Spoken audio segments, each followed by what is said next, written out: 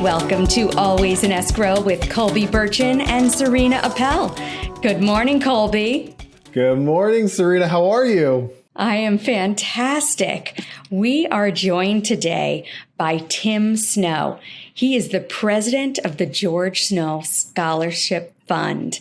And in 2015, the Scholarship Fund was named by the National Scholarship Providers Association as its National Scholarship Provider of the Year. Wow, incredible. We want to welcome you to the show, Tim. Well, thanks for having me. I appreciate the opportunity to share our story. I'm very excited about being here with you guys this morning. We are very excited. Serena, Tim is a staple. If you live in Boca Raton, you will hear his name, and he has a heart of gold. Tim and I have a lot of mutual friends, so I wanted to have him on the show, and I wanted to expand his reach with our audience. So, Tim, I'm going to just dive right in. What is the George Snow Scholarship Fund, and how did it come into existence? Well, we were formed 40 years ago, actually, in 1982, shortly after my dad passing away in a helicopter accident. And he came to South Florida to be a high school math teacher. And so he always recognized the importance of an education. And after he passed away, we wanted to memorialize him, and we thought that a scholarship fund would be a great way to do that. Again, when he was alive, there were so many examples of him helping young people, really very much behind the scenes, things that honestly we didn't really even know about as his kids. Until, after his passing, where people would come up to us and share stories of my father helping them with their education or in some other way helping them and their families. And so we just wanted to continue that work. And so we began this, as I mentioned, in 1982. We started off very small and very modestly. I think we awarded our first year $8,000 in scholarships. And in 2022, we were fortunate enough to be able to award and grant $2.2 million in college scholarships to 212 students. So we've come a long way, but that's been a result of the community getting behind what we are doing and lending their help. When we started this obviously was a memorial to my dad, but it's really grown into a community, a extended family that is all coming together with the common goal of helping the deserving young people in Palm Beach County and Northern Broward County. Fantastic. Incredible way to celebrate his legacy, and you're helping so many students. So I want to know a little bit more about the type of students that should really consider the application, and also realize that the application cycle was opened in November. Applications are now available, and what parents and students should know about this. As you mentioned, our applications are available now. They opened up on November 1st, and they will remain open until February 1st, which is our deadline. Students can go online to our website, which is scholarship.org, and they'll see a button right there on our homepage that they can click on to begin filling out, the application. Everything that we do with the application process is online. And it's a fairly extensive application. It's really designed for us to get a picture of each applicant and candidate.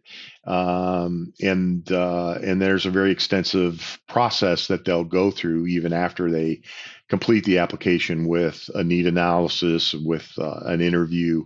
But that's the first step, is to do that. Complete that application, and we encourage folks to go ahead and go online and look at that. But you asked a very good question, which was, what kind of students are we looking for? And financial need is our primary criteria. And so that's a kind of a moving target, and it depends on what school you're going to be going to. All we really do is ask people to ask themselves, do you need money to go to college? And if you do, that kind of checks the first box for us. And then we're looking for young people that are active in their school and their community, people who are trying to help themselves and others, folks who have established career and educational goals. And that, believe me, there is no shortage of these kind of young people in Palm Beach County. I think we received a little over 1,000 applications last year.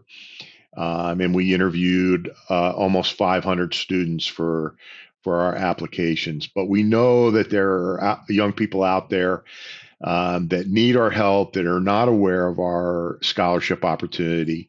And so this type of a venue for us is a wonderful blessing where we can get the word out. So I'd say to your listeners, if you know somebody that meets that criteria, or maybe you have a coworker or somebody who has a child that meets that criteria, please tell them about us and give them that opportunity to make application to our awards. We will definitely be spreading the word, and as we get closer to that deadline, making sure that everybody's aware of that as well. So last year, as you said, the fund gave away $2.2 million, a record breaking, and it covered 212 students. How did you achieve this? Well, I'll tell you, we achieve it by a lot of hard work, and again, having that community support. So we have a lot of donors who underwrite their own scholarships. They come to us and say, they may have had a tragedy, like our family had a tragedy in our lives, and they want to do something good and make something good out of that tragic circumstance. And so a lot of people will underwrite scholarships in a loved one's name. And then they just really tell us the criteria that they want to in their recipient. And then we go out and find that student. We do everything for them. And we have fundraising events throughout the year that help us raise money. And then just people who contribute, whether it's their time and energy or financially to the organization. So, I mean, we literally have hundreds of people every year that come together to help us. And one of the interesting things about our organization is once a student gets a scholarship from us, they become part of our family. So we do for them what we would all do for our own students. If they need a computer, we get them a computer, a brand new laptop that'll last them for 4 years. We get them the software to go along with that. We just sent out last week over 500 care packages to all of our scholars so that they have a little something, a little motivation to get them through their finals week. And we had 80 people that baked, 500 dozen cookies so that we could do that and send those to our kids. So again, huge community effort. It's the only way that we're able to give away so much money. And, a lot of people think that when my father died, he left all this money to our organization and that's how we sort of fund all these scholarships. And the truth is that every penny that we have ever awarded has come from the community. And so we're just trying to continue that. We're looking forward to this year's awards, and hopefully we can beat that $2.2 million that we did in 2022. Fantastic, really. And I know that you have events throughout the year. There's one coming up in early 2023, other fundraising events. You may want to tell us a little bit about that Cowboy Ball. And also, please tell us more about Boca's Ballroom Battle. We kind of developed a reputation for having really fun events in the community. And the two that you mentioned are definitely a lot of fun. The Cowboy Ball is coming up February 11th. And we're going to do that out at Boca West Country Club this year.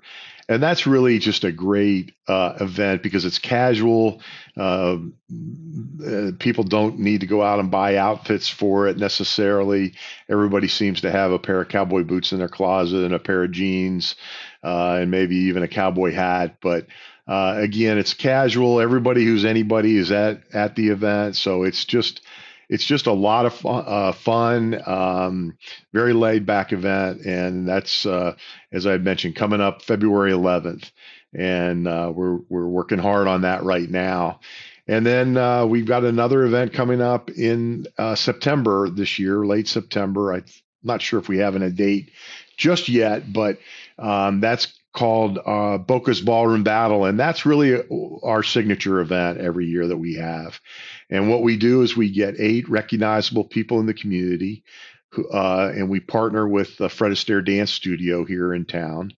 We get 4 men and 4 women, and they create a routine. And we get people who don't even know how to dance at all, and they go out on that stage and perform the routine, and they look like Fred Astaire and Ginger Rogers out there. It's amazing what our Fred Astaire Dance Studio here in Boca Raton does, transforms them from somebody with 2 left feet to somebody that really is putting on a pretty impressive show for the 800 people that'll come and watch that. We'll do that at the Boca Raton again this year. We've had it there almost since our inception, since our second year. And that's really a wonderful event too. So I encourage people to keep an eye peeled for that as we start selling tickets and getting people involved. And we've already got a pretty good, I'm not ready to disclose our full lineup of dancers this year just yet, but it looks like another amazing group. And it's hard to believe that over 16 years that we can continue to find, people willing to do this, because it's quite a challenge in terms of time and energy for our dancers. But again, we're blessed to have great people in the community step up and want to help us with it. Fantastic. Maybe like one fun. year I will have the courage to do it. I've already got your name on my list. So. I just need my kids to be a little bigger, because I know it's intense, like scheduling. So right. You'll be in really good shape too. I know ballroom dancing is quite a workout. Well, I'll tell you, that's and some people they volunteer because this is a great opportunity for me to do something out of my comfort zone. Get in good shape. Everybody wants to be the best that they can be when they're doing this kind of thing in front of so many people. So, people take that as part of the challenge for sure. So I'm sure our audience are going to wonder, how could one create their own scholarship? Can that be done? Yeah. And that's, so we have the whole infrastructure obviously in place in terms of a fair and unbiased selection process. Of course, the online application, the review process, and it's very difficult for people to do that kind of thing on their own. And so people come to us and create a scholarship under our family of scholarships. And it's really super easy. There's 3 things they've got to do. They've got to determine what they want to name the scholarship, how much money they want to contribute to it, and then the criteria of the kind of student that they want to help. So if somebody were to come to us and say, I'm a doctor and I want to help somebody going into the healthcare professions, we can do that. Again, we've got over 1,000 applications every year, so we can pretty much hit any kind of criteria that people want to put in place. So we make it very easy on people. We even have an awards reception that the people can attend to meet their students and their families. And so it's a great formula for us. And again, we're pretty good at what we do.